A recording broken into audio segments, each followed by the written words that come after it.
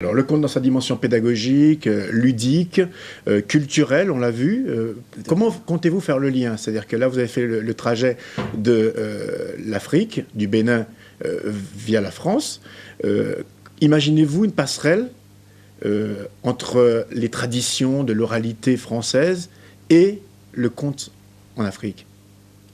Disons que, écoutez, le conte africain, déjà, sa particularité, c'est que c'est un conte qui se raconte, parce que l'Afrique est un continent de l'oralité, hein. On n'écrit pas beaucoup, on parle plus.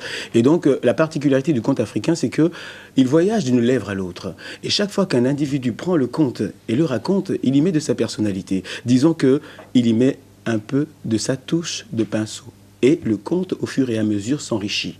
C'est ça la particularité du conte africain. Mais alors que, par exemple, en Occident, on a plus maintenant nos contes sur support écrit. Et donc, on a souvent peur de partir en dehors du contexte de ce qui est écrit.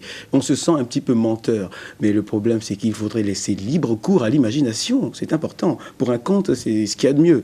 Et c'est ça qui caractérise le conte africain. Donc, moi, mon objectif, à la fois, je suis partagé entre l'envie d'écrire des livres de contes, et au même moment, je me dis, ne serait-ce pas emprisonner le conte africain?